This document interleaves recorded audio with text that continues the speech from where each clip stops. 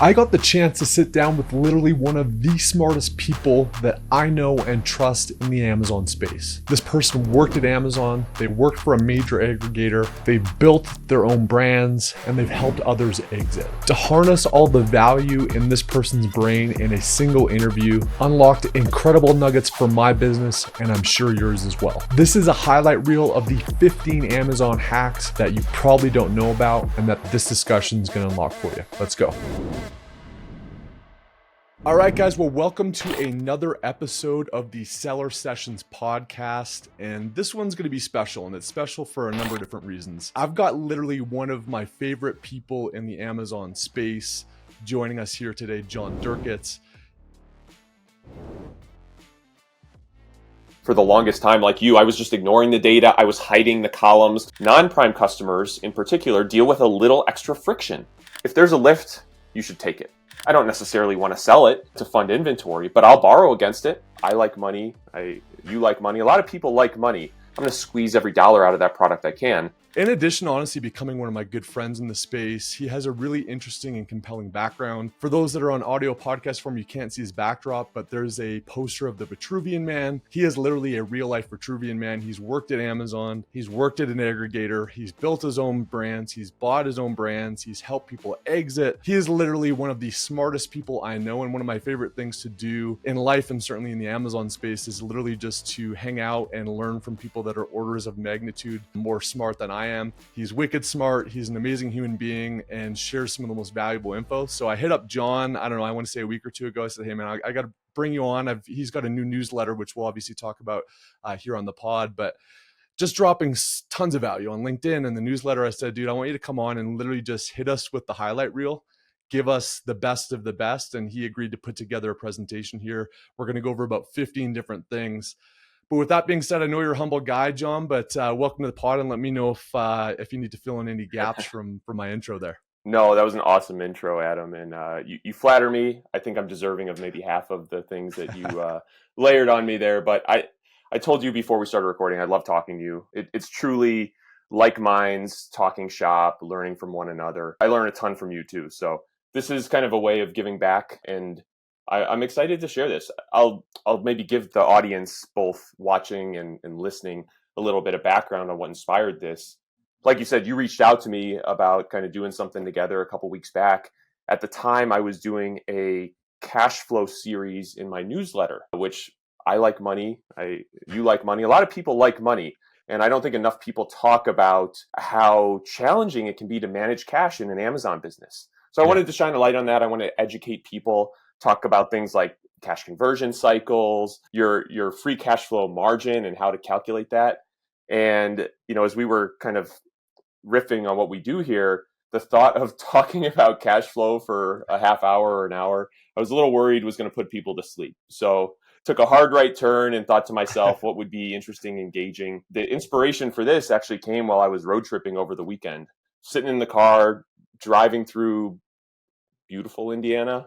I guess I don't want to offend any Indianians, any Hoosiers out there. Was driving through Indiana, probably 3 cups of coffee deep, and the ideas were just flowing. And so it was sort of spontaneity that led to this topic. It was kind of me saying, well, what are some of the cooler things that I'm doing in my business that I can share with your audience? It's how we got from where we were to where we are today. And I'm excited to jump into it. Yeah, that sounds awesome, man. So for folks listening, we're actually going to be playing some slides that we'll throw in the show notes. So you can download these after if you're driving in the car or listening at work, whatever. You can grab these later for reference. And Jon will do his best to really kind of verbally bring the visuals to life. So you don't need to have the slides, but we'll include those down below. And be sure to stay to the end. We got a couple nuggets that Jon will share with us for carrying on this conversation if you want more value. But with that said, Jon, I'll pass it over to you, man. Let's just hammer out these highlights. I learned so much from just scanning this stuff. I'm looking forward to the conversation. I think that most of the stuff you're going to hear over the next, 20, 30 minutes, you probably have never heard before. So pumped to pass over to you, Jon, and we'll get cracking. So like I said, these are my 15 road trip hacks that will actually increase your bottom line.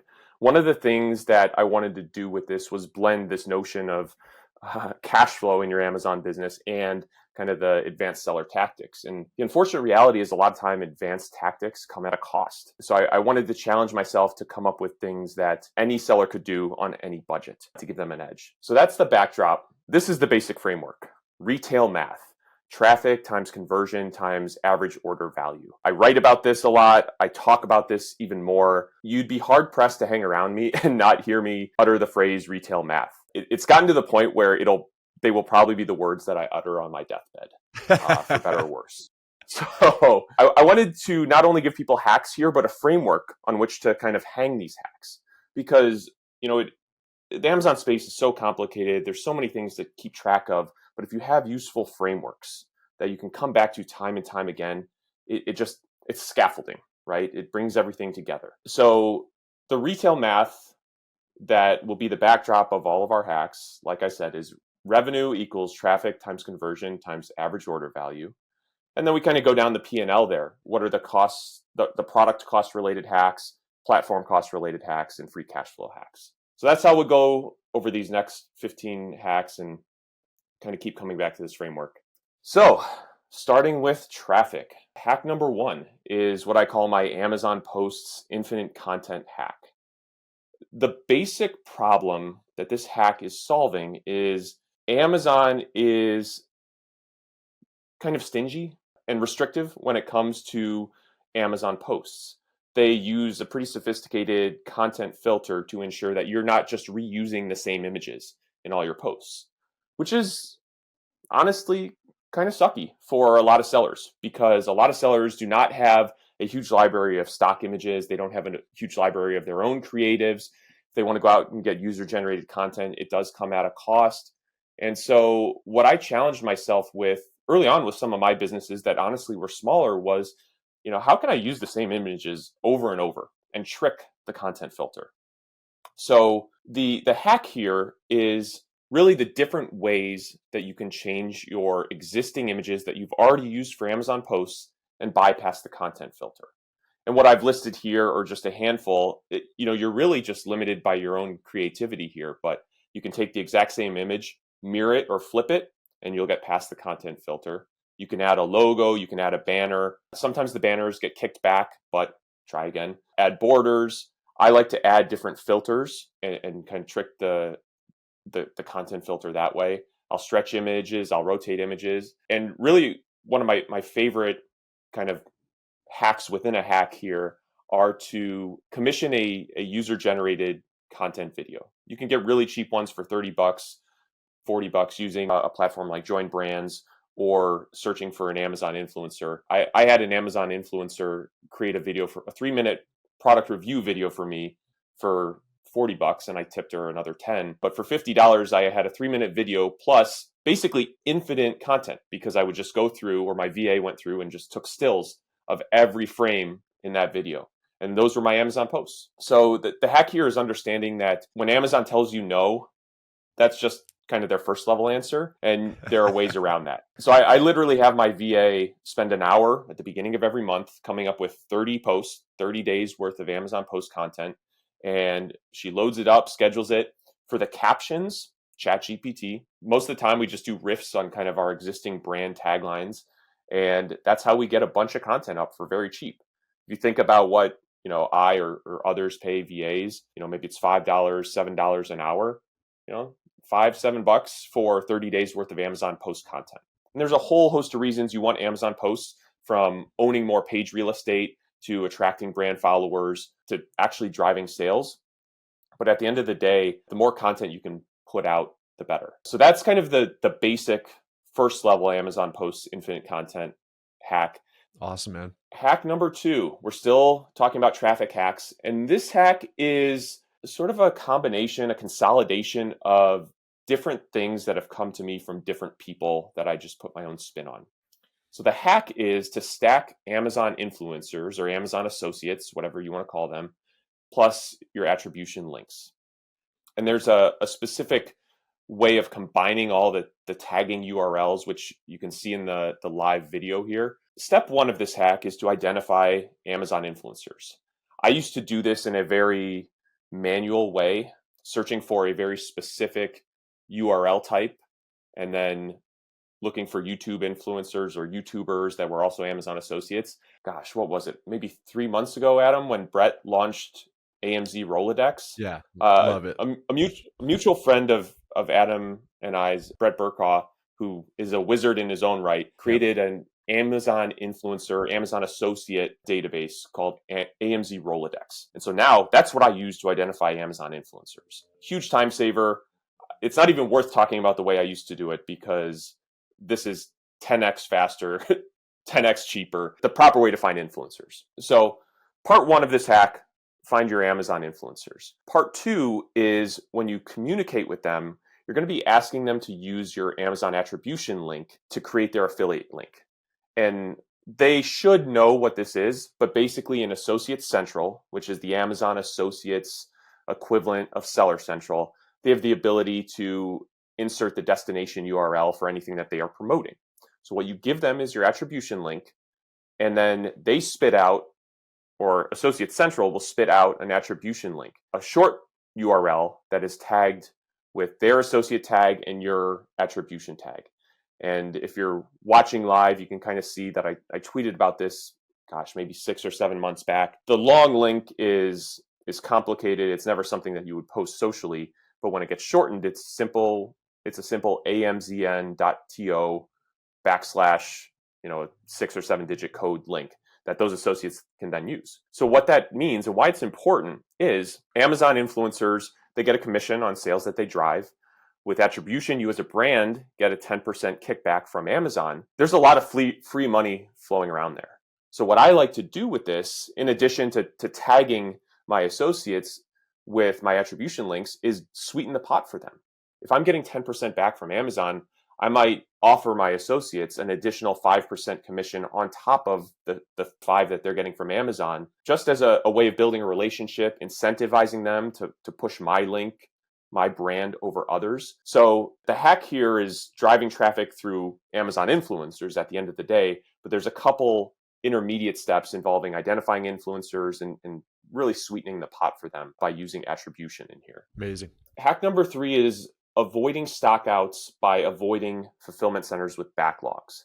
Now, this is super important as we head into Q4, when backlogs are the rule, not the exception. Some are worse than others, especially as you get to September, late September, and a lot of shipments from China are landing in Southern California. So I've dealt with this countless times over the years until I finally said, enough's enough. We need to figure out a workaround. And the workaround is a great little software called ShipmentmakerPro. You do not have to be a subscriber to ShipmentmakerPro to use this. But the basic hack is, step 1, you're going to go to ShipmentmakerPro.com /FC Scorecard. And that'll take you to a page where, again, you don't have to be a subscriber. You can see real-time data on every Amazon fulfillment center in the US, or they actually, I think, cover the UK and a few other countries, but we'll focus on the US. You can see the basic inbound performance data, inbound receiving data for all Amazon fulfillment centers in the US.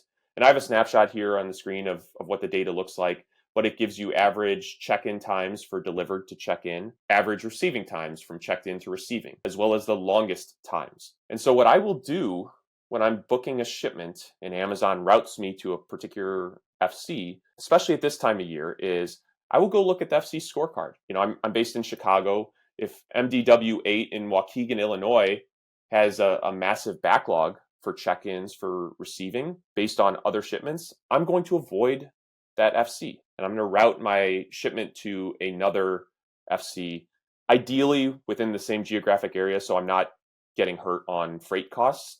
But nevertheless, I'm going to try to optimize for inventory that gets checked in and received quicker so that I don't go out of stock. Out of stock, I've kind of lumped into this traffic category because you can't get traffic, or you can't get traffic that converts if you don't have an offer that can be bought, right? You can't sell what you don't have. So the idea here is that you're just being smart about where you're routing your inventory.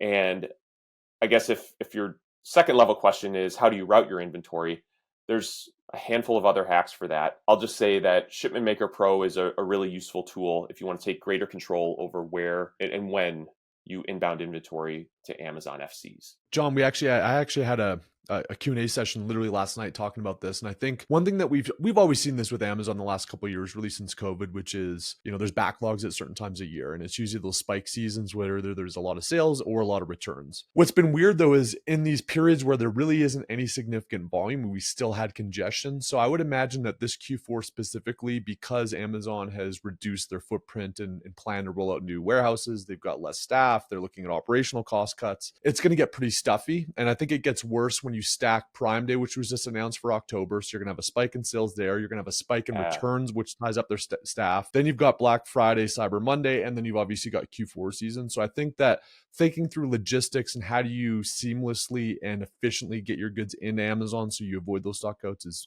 clutch. And I think this is something I've never heard of. So this is going to be huge for Q4 2023. This is so significant that there are service providers that will help you out as a brand and kind of take over the whole routing headache for you. But yeah, you're right. It's about to get really messy within the kind of fulfillment network, because between October Prime Day and the cutoffs for sending goods in there, after any event day, most people don't know this, but Amazon prioritizes outbound versus inbound because, of course, they want to get all the products that were ordered on Prime Day out to customers fast. So really the 5 to 7 days after an event, you're not going to see a lot of freights get received by Amazon FCs. It's just kind of a period internally. This was a great way to manage things, but on the outside, it's very difficult to have your truck sitting there for days or weeks on end. But Amazon, of course, always optimizes for the customer experience. Hack number 4, we're still in traffic. This is to activate a program called Instock Headstart to improve availability. This is a program that Amazon launched, I want to say 2 years ago, but I haven't heard many people talk about it, shockingly. Instock Headstart, in a nutshell, is a program whereby if you use an Amazon partnered carrier and that partnered carrier has your cartons, they have your pallets, no matter where they are, maybe they're on I-94, maybe they're sitting in the lot of a fulfillment center, Amazon will give you credit for that stock being viable, being available for customers. The way this looks from a customer-facing perspective is I might be buying this set of headphones. If the merchant has Instock Headstart activated, but these headphones are sitting in a truck outside an FC, what Amazon will do is they will let me as the customer buy the headphones and give me what's called a delayed delivery promise. So rather than the standard same day, 1 day, 2 day, it might be 2 weeks from now, but it's still buyable. So this is a program that's great when you're in a pinch, when you have to choose between not booking any sales or maybe booking fewer sales at a poorer conversion rate than you would otherwise have. In almost every case, you want to take the sales. What I have seen, I have this activated for every offer, every brand that I own. When your products start to show a delayed delivery promise, your conversion does take a hit. I've seen conversion rates drop by as much as 1,000 basis points, going from, say, 30% to 20%. But most of the time, Amazon catches up on the delivery promises pretty quickly. The goods just get received.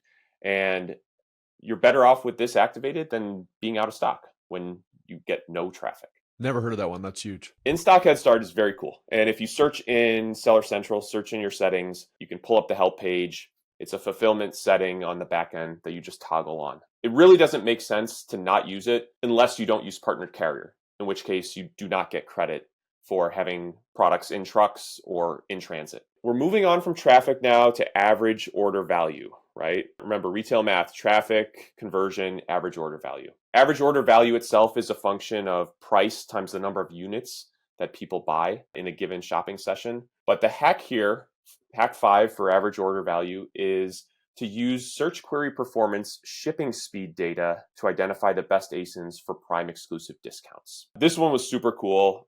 I'm sort of proud of myself for figuring this out, because for a long time I was maybe underinformed, misinformed, had some foggy thinking around the shipping speed data in search query performance. But a couple months back, I was diving into it deeper and just had a eureka moment. I wrote about this in my newsletter. We'll spare everyone the full kind of rundown here, but the basic premise is this. Shipping speed data in search query performance shows for a given search term, at what level of the funnel are customers being shown or buying products with 1-day shipping speed, 2-day shipping speed, same-day shipping speed. And the failure in my thinking in the beginning was that I thought this was specific to my brand or my ASINs.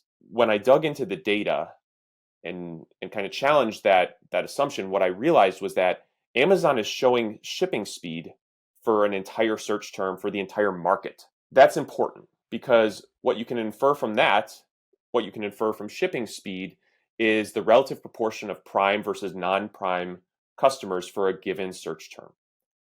Prime customers are almost universally shown same day, 1-day, 2-day shipping speeds. Non-prime customers are not. Amazon contextualizes every customer search.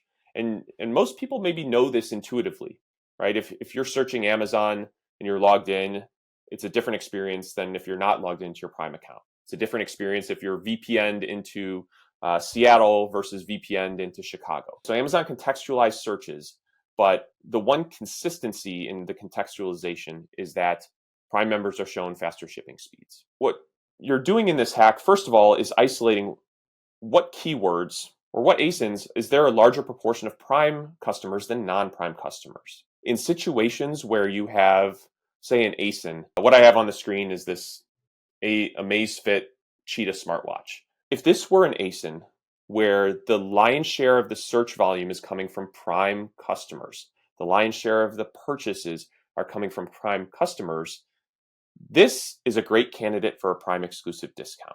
Prime exclusive discounts display differently to Prime customers versus non-Prime customers.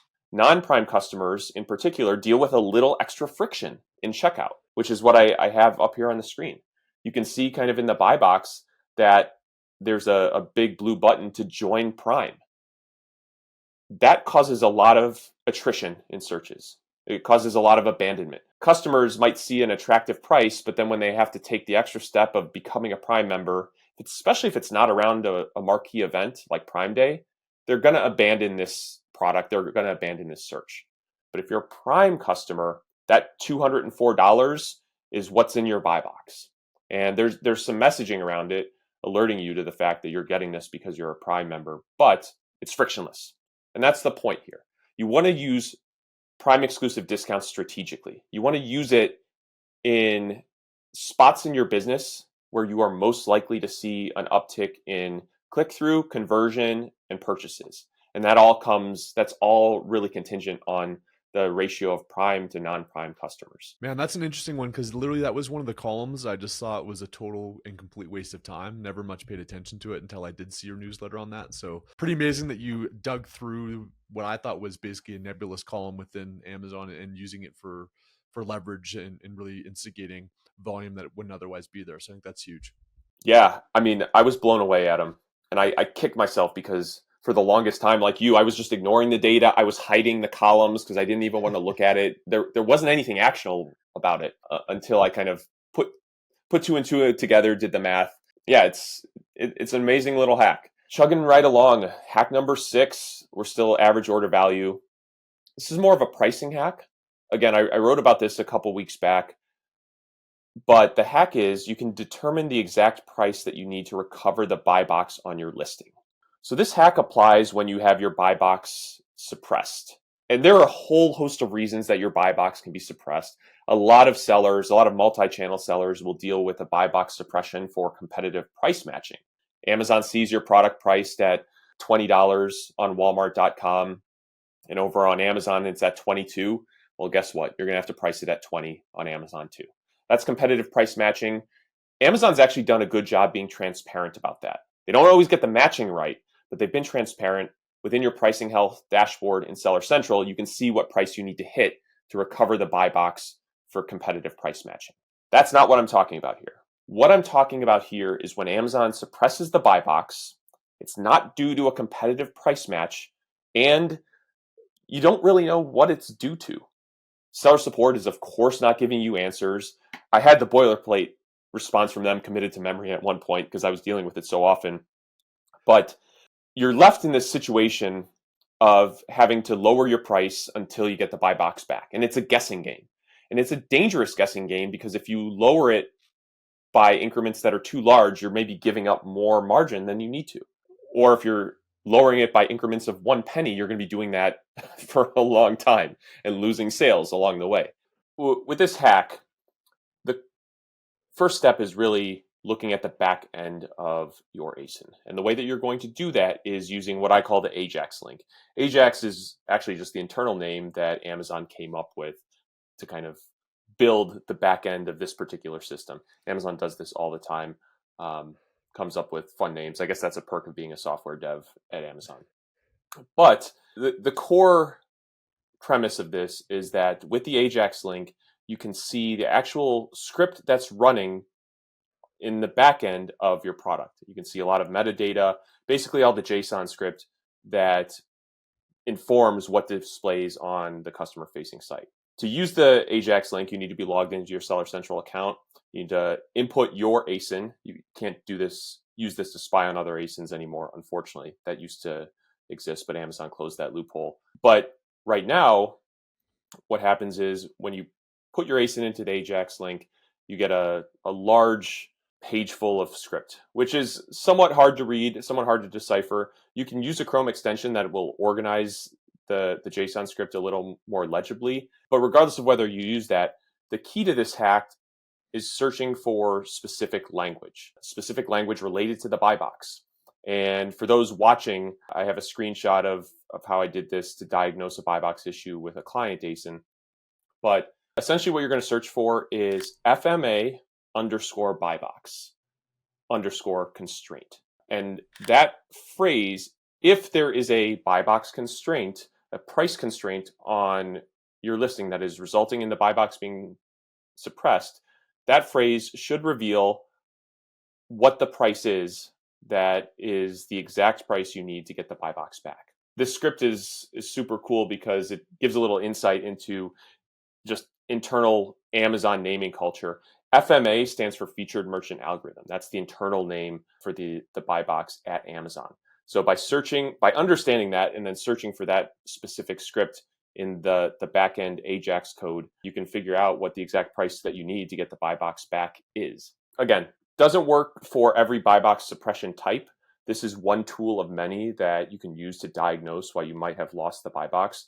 But in a weird way, it's really cool when it appears because you suddenly have keys to the castle. You have the map to get the buy box back at the exact spot that you need it. And John, just I think one of the key applications there for folks that aren't a big retailer with a bunch of people jumping on the buy box, but one of the things that I think is very common is you start say with a launch price. Let's say that your target price is $30, you launch at $19.99. You want to get that initial volume, new release badge, all that stuff, and then you slowly creep the price up. I've always said start around $1 or call it 5 to 7% of your product price and just do that every couple of days. By using the script, then are you basically saying that exactly the price increments that you can increase your price by without losing the buy box? Yeah, if you get a buy box suppression related to just basically your pricing history, then this script, it doesn't work 100% of the time. So that's why I call it a tool in your kit. But oftentimes when I have a client or a product of my own that is suppressed because I've exceeded a pricing guardrail, I'll go in here and I'll figure out what the pricing guardrail is. Awesome. All right, moving right along. We're almost at the halfway point. Hack number 7, and we're jumping into the kind of conversion section of these road trip hacks. Hack number 7 is to adjust your main image to a 5:6 ratio, in particular if the majority of your customers are mobile shoppers. So what this means, most brands, most products have kind of a 1000 by 1000 pixel main image, or maybe a 2000 by 2000 if you really went high res with it. But 1000 by 1000, 2000 by 2000, that's a 1-to-1 ratio image. That's a square image. Problem is that renders very poorly on mobile. Whether you have an iPhone or an Android device, images get elongated because your phone is not a square, right? It's a rectangle. So with a 5:6 ratio, and I've tested a few different ratios, but this seems to be the sweet spot. By using a 5:6 ratio and say uploading a 1500 by 1800 pixel image, it'll show up better in mobile than 1500 by 1500 or a 1-to-1 ratio. This is, again, very helpful if the majority of your customers are mobile shoppers, which now, thanks to the new business report data that Amazon released, 2 years ago, you can figure out the exact split. Most of your customers are on desktop, don't worry about it. But if, I have a product that is close to 80% mobile shoppers, I optimize that product for the mobile experience, inclusive of my main images, my secondary images, my A+ content, because it helps with click-through, it helps with conversion. All those things have downstream impact on rank. Hack number 8, still in the conversion section. This is an awesome Chrome extension that I discovered about a year and a half ago and I use all the time.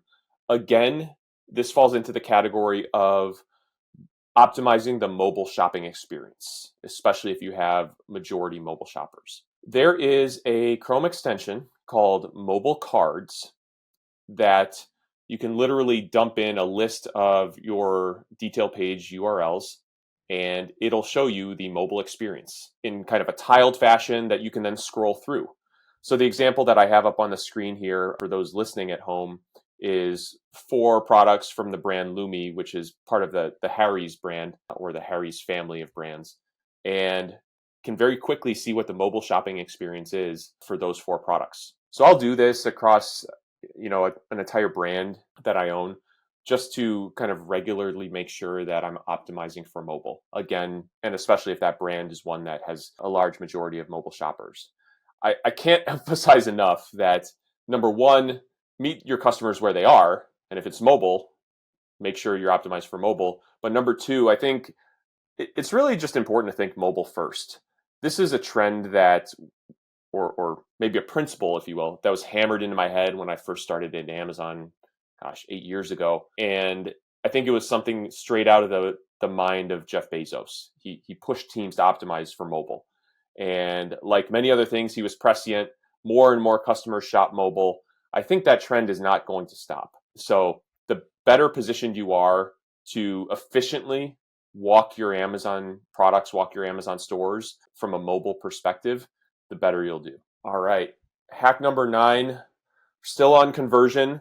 This is an AI tool. The hack is to use an AI tool called Oxolo to create videos for your PDPs in less than 15 minutes. So I discovered Oxolo, I think, just from an AI newsletter that I subscribe to. And I'm sure, like me, Adam, you subscribe to a few of them and try to learn as much as you can about what is really very cool tech, really transformative tech. Oxolo was one that I just kind of happened upon one day and was really pleasantly surprised that it seemed like it was almost designed for Amazon sellers without kind of marketing themselves that way. The user interface, if you go to Oxolo, I don't know if it's .ai or .com, I have it bookmarked, but essentially you can put an Amazon URL into the main page, and in the course of 5 or 7 minutes, the site, the tool will basically scan your Amazon listing and create a video. You can kind of define the length. I don't like videos more than 30 seconds because of people's attention spans, but it'll push out at least a 30-second, 45-second video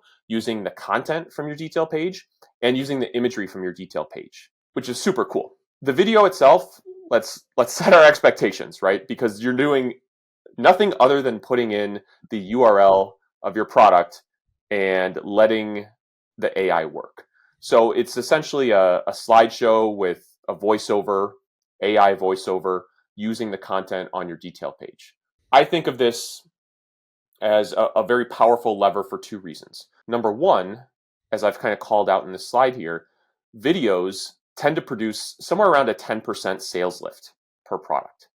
This is data that I was privy to internally at Amazon for many years and had to keep quiet about, but I think recently Amazon kind of messaged that in talking about premium A+ content. So now that the cat's out of the bag, I can say videos do tend to produce about a 10% sales lift, which means if you have a product that does not have a video, you're leaving money on the table. Even if you don't have a spectacular video, you're leaving money on the table. The leverage point here is get a video very quickly, very inexpensively, and tap into that 10% sales lift. And then if you start to see traction with the ASIN, you can go and do a properly produced video. But I think of this as a tool for all my mid-tail, my long-tail ASINs, where I would never spend money for an outside vendor to create video. I probably wouldn't even spend money for an influencer, a creator to spend video. They are not, these products are not worth it. But nevertheless, I'm going to squeeze every dollar out of that product I can.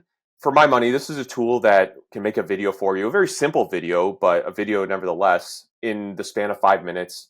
The subscription to the tool itself, I think, costs about $15 a month or maybe even $15 a year. It's super cheap. And kind of bing, bang, boom, you can produce videos for all your long tail ASINs and tap into the lift that you get from video. At the end of the day, the key message here is video on your product detail page is better than not having video.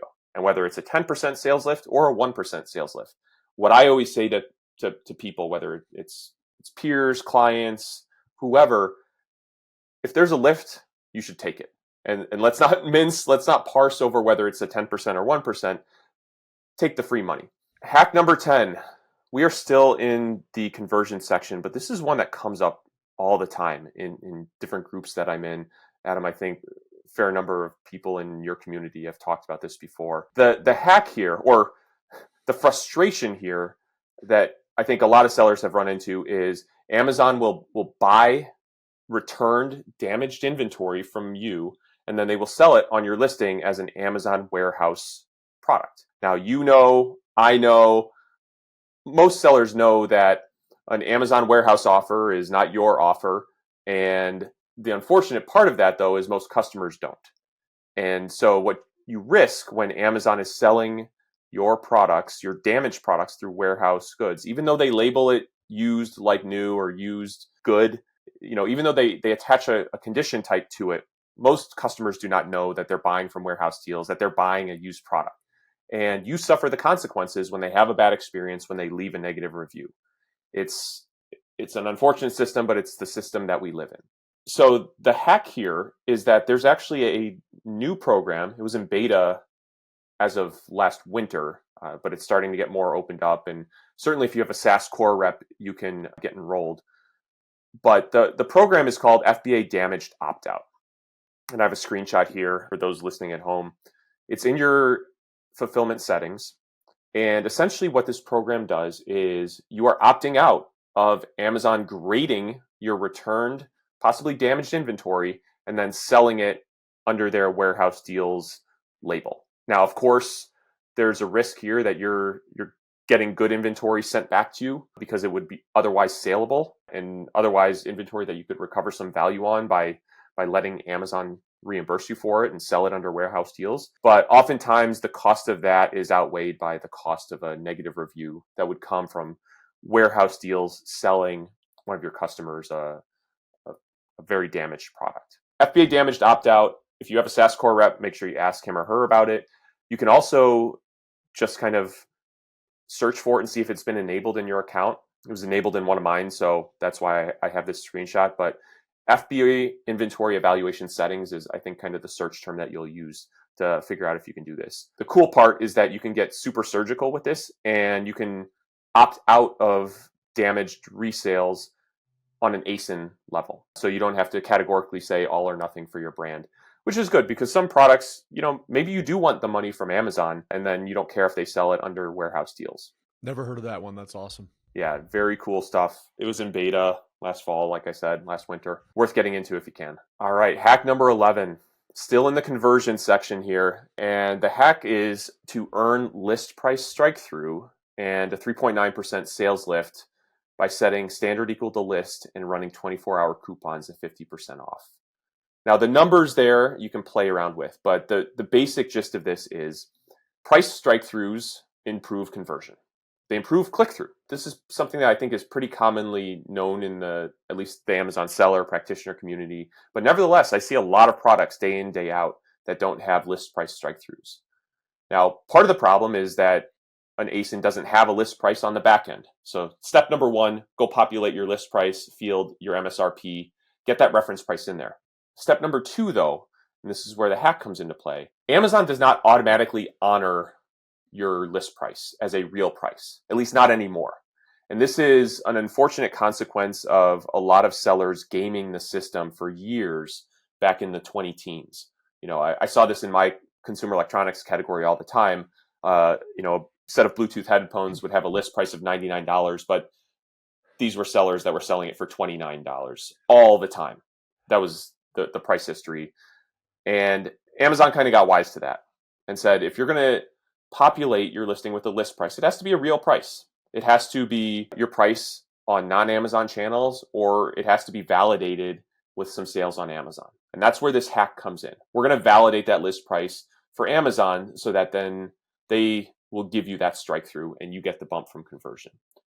So I have an example here. This is actually just straight from the help documentation. It shows a list price of $19.99 struck through, and then a standard price or everyday price of $14.99. What I would suggest in order to get that list price strike through then is, number one, make sure you have $19.99 on the back end.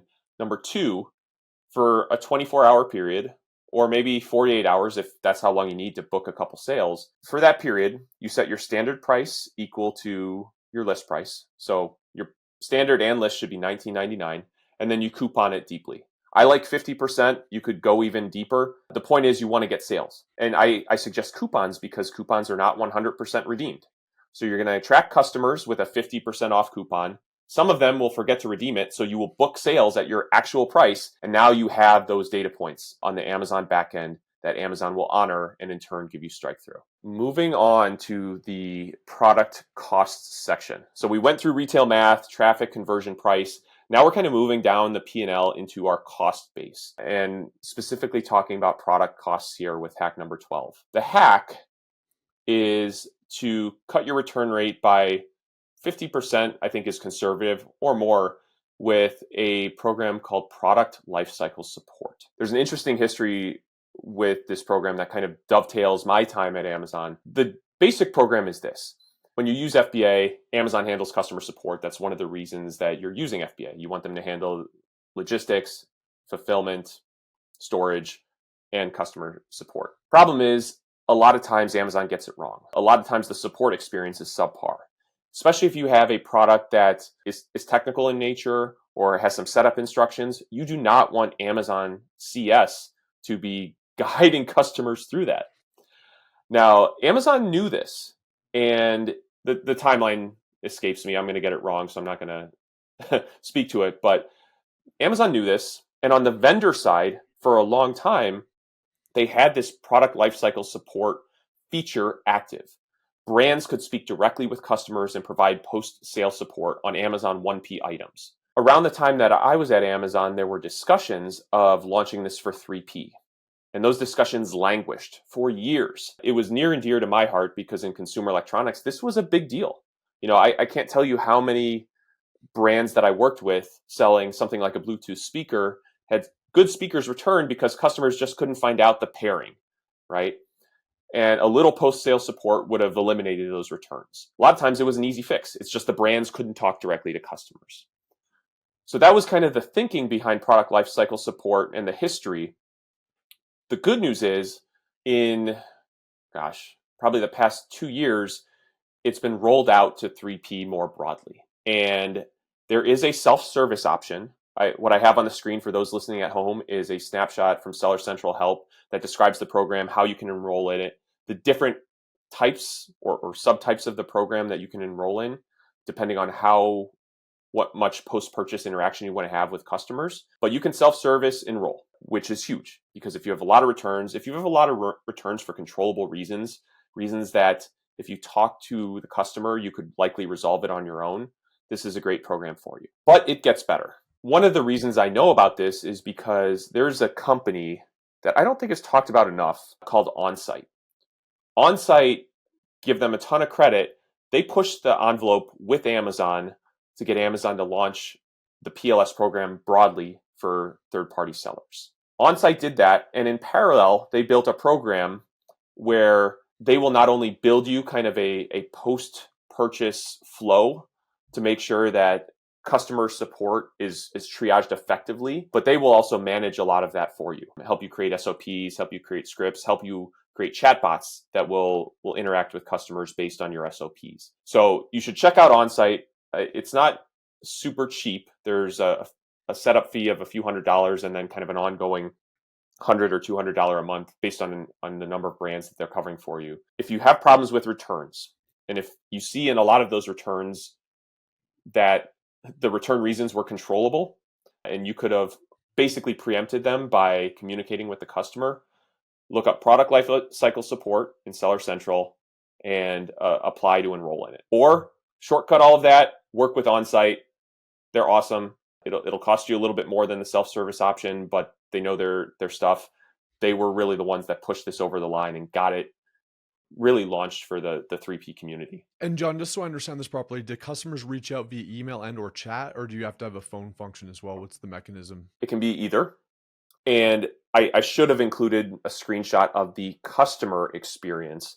But if you're a customer and you're looking through your order history, there's a big bright button that basically directs them to contact brand for support. And that then routes the contact to you in your desired path. This is a really cool one. Fortunately, a lot of my products don't have super high return rates, but for some of my clients, particularly in the electronics space, we got them enrolled in this. Moving along, hack number 13. We're now talking about platform costs. This is a platform cost because this relates to your PPC. I think every seller, certainly every seller that's been around, runs their PPC spend through a credit card. Those are reward points, man, right? Whether you're doing cashback or travel, you want your PPC that you're spending a few thousand or maybe tens of thousands a month on hitting those credit cards and you getting the cashback or the rewards. But what can be annoying, particularly from a cash flow management perspective, is Amazon will default basically every seller to hitting your credit card with a $500 charge every time $500 of PPC spend is accrued. That's the default. I don't know where it came from, but it is what it is. And so this hack is to increase your PPC ad spend limit with Amazon to extend your payback period by 30 days or more. Put differently, Amazon doesn't have to charge your credit card every time $500 gets hit. That number is flexible. Many sellers, many brands do not know this.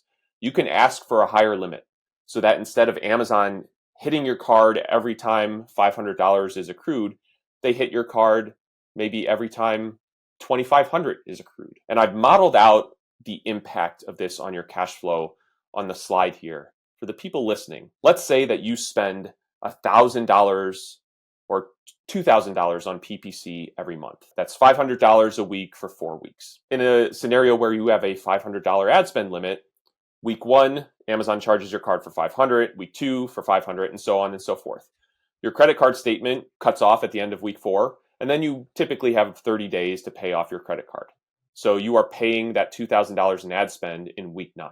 Now consider the alternative. You ask Amazon for an increase to your ad spend limit, say to $2,500. You're still spending $500 a week, but now they aren't charging your credit card until you've accrued $2,500, which based on that ad spend run rate is in week 5, after your credit card cycle has closed. So now that $2,500 gets pushed to your next credit card cycle, and you're effectively getting an incremental 30 days, 4 weeks, whatever you want to call it, of carry or float on those first 4 weeks of ad spend, simply because you're telling Amazon not to charge your credit card right away. This is sort of Amazon, this is sort of you getting payment terms with Amazon in a way that isn't, I would never frame it as that to Amazon, but they're extending you payment terms. That's essentially what they're doing. So it's a cool way to just extend your cash flow cycles a little bit by understanding your ad spend run rate and what Amazon will do if you ask. It's amazing, man. It's funny. I'd never heard of this before but I do know very well the notifications I get on my phone, again, using the credit card hack to make points and travel for free of like every day. It's like $501.48. I get the pop-up all the time. So it's really cool that you can adjust that amount. Never heard of that before. That's huge. Charging through home stretch here. Hack number 14, and we're talking about profit and free cash flow. We're finally at the bottom of the P&L here. Hack number 14 is to use a service called Landing Cube, or software rather, called Landing Cube to qualify and tag traffic and get customer emails. So I have this kind of in the profit free cash flow section because this is really about customer relationships, your customer acquisition cost, and your customer lifetime value. I love having customer emails. For the longest time as a seller, I ignored that in my businesses. It was probably within the past 9-12 months that I really started using Landing Cube in earnest to pull in outside traffic, get the information of that traffic as customers, and then use that to build a list that I could then remarket to down the line. So John, just so I understand the workflow, do you actually email folks and or typically use the pixel data to, I know you may do both, but in the case of email, if that's an application, I know that in the US, this is less of an issue, but for folks that haven't opted in and you basically scrape their email and you send them an email, has that impacted your open rates, your delivery rates of email, et cetera? Is there a risk that if you put in, say, 50% of people on your email list that haven't actually opted in, does that impact your email deliverability at all? Do you know? Well, I don't know the answer to that question, but I'll back up a little and say these emails that I'm getting are from customers that have opted in. Got So it. Okay. so you can design the flow, you can provide an incentive in exchange for their email, and now Got you it. kind of have permission. I candidly use the pixel retargeting more than the email marketing. I like Yeah. email marketing mostly for product launches, and I like to send deep discounts or promo codes with deep discounts to those customers to kind of bring them back into the fold. But there's something comforting about building up a nice little email list, even if you don't capitalize upon it. It's a good asset to have that if you put some effort into, you can really yield some great results. Cool. Final hack here, hack 15, still in the profit free cash flow section. This is simply a warning, perhaps, that there are cheaper inventory funding options for your business than I think a lot of sellers are led to believe by the marketing that's out there. There are companies like Clearco, Wayflyer. I don't want to name the others. I talked about them a lot in my newsletter, but they offer great funding. They offer quick funding, but it's expensive. And I think it's easy to get lost in the marketing. It's easy to get lost in the speed. But when you sit down and do the math, these are not sustainable long-term options for your business. They can get you through a stretch. They can certainly be a learning experience. But if you want to run a sustainably profitable inventory-based business going forward, you need to have cheaper inventory funding options, many of which come through traditional lenders. And that therein kind of lies the rub. It is often hard for an e-commerce business, especially one with maybe a year, 2 years of history, to get a traditional line of credit from a bank. Just doesn't happen. So you have to get a little creative to unlock those cheaper sources of funding. One option, particularly if you've maybe acquired an Amazon business using an SBA loan, there's an SBA, what's called an SBA 7A Express line of credit, which is a line of credit partially guaranteed by the government up to 500K that is specifically intended for working capital for inventory. And the rates are super cheap. It's basically half the rate of a credit card. It's prime plus, some spread, but it amounts to maybe 8-9% interest. And it's a traditional line of credit product. It is not revenue-based funding. So you only pay interest on what you've actually drawn upon. Another option, and this is a newer one that candidly I'm just starting to experiment with my business, really depends on your risk tolerance, but there is a financial product with most people's banks called a securities-based loan. And it's essentially a collateralized loan that if, say, you have a stock portfolio, I have Amazon stock.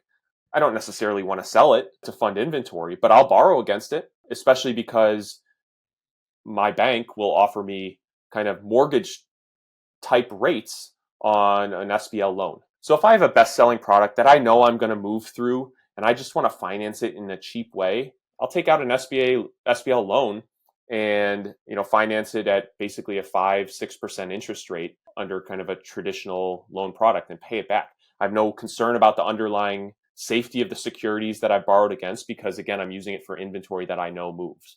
I'm using it for my hero products. Again, really depends on your risk appetite. Sometimes I get a little crazy and a little more ambitious with my business. But the message here, the hack here that I don't want lost on people is that there are other funding options outside of the Clearcos, the Wayflyers, the 8figs of the world. Yeah, and actually Danny and I think Brandon Young jumped on for a really engaging conversation about loans for SBA or for Amazon sellers. Hour-long chat. Definitely check it out if you haven't already. But I consider myself relatively smart. I came from a heavy corporate background, did a lot of M&A, know my way around spreadsheets and financials. And some of these companies I've literally, one in particular that I won't name, I sat with for 2 hours and I literally could not understand it and I could not get them to give me the effective interest rate. Yeah. The so what of this is that the way that they write it up due to regulations, it's very difficult to piece together what the actual interest is. But what it ends up being for most cases is in the 20-ish% range, somewhere between 18 and 25%. So let's say that your COGS are 30% of your product price. Maybe you got a little bit lower, maybe a little bit higher. You plug in 20%, that's basically 6% cost adder to your business. So imagine we spend so much time as Amazon sellers on pay-per-click. Like, how do I get my tacos from 60% down to 10? You might have spent 6 months shaving it down to 10% tacos. Now you've just added 6% back just because you've taken out a loan. So I think this stuff is powerful. I don't think there's enough knowledge about this in the space. And I think these are two options I certainly haven't heard of before that I think are incredibly interesting, John. It's awesome. Yeah. Interest rate math is super hard. And yeah. You have a finance background. I have a finance background. I still have to sit down and run the numbers because some of the lending products are marketed very cleverly. And what I've often found outside of these is Amazon lending is actually one of the more attractive options out there. Unsurprising because they're passing through their size and the preferential cost of capital that they have in a way. So, well, dude, this was incredible. Most of these I'd never heard of. I'm sure the audience feels the same way, both listening and watching. You're a stud, man. I love you. You're one of the best in the space. Everything that you put out, I pay keen attention to because it's always got a ton of value. You're awesome on LinkedIn. That's where I see a lot of your stuff. Jon Derkits on LinkedIn. You've also got a Twitter account. Maybe plug your Twitter account as well as if you want nuggets like this literally on, I think, a weekly basis through Jon's newsletter. He'll talk about it now and we'll leave links down below. Thank you, Adam. Again, I'm not sure I'm deserving of all that, but I like to put out content. I like to educate. I like to just talk shop with the broader community. One of the ways I do that is on LinkedIn. That's probably the oldest way. I've been doing that for years. Started to engage with Twitter more. I have kind of a weird handle. It's Bearded Egg FBA. There's a story behind that. I might change it back to my name. We'll see. Or at Guy Fossil, which is also a very hard thing to find or spell, but you can find it on my LinkedIn profile.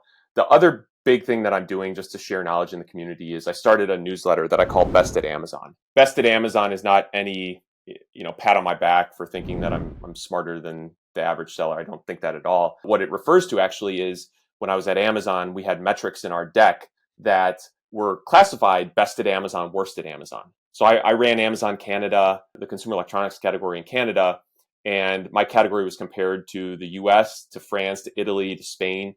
You didn't want your metrics to be one of the worst at Amazon. You wanted to be in the best at Amazon column.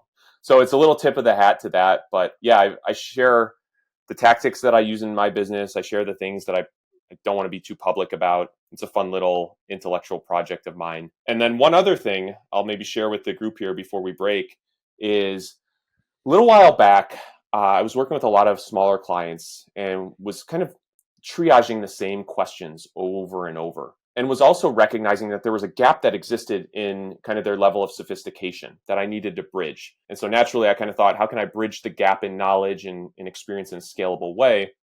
So I just built a central location of kind of a curated set of resources in the Amazon space that check the boxes on all the key foundational knowledge blocks that I think a seller needs. And Adam, there's a ton of your stuff in there. In fact, I just updated it today with that awesome video that you posted about Pixel Me. But I keep this mostly up to date. I make it free. It's available on Gumroad. Like Adam said, we'll put the link in the show notes. But it's my way of shrinking the universe of information out there, because it's really hard. I mean, there's probably 3-4 dozen really good YouTube channels. There's dozens of good podcasts. There's articles everywhere. There's email newsletters. So I want to make it a little easier for people. So Amazon private label pathway, feel free to hit up the Gumroad link. It'll give you access to the Notion page. I keep it pretty fresh, pretty current. And like I said, you can find some of Adam's best stuff there too. Hopefully I picked the best stuff.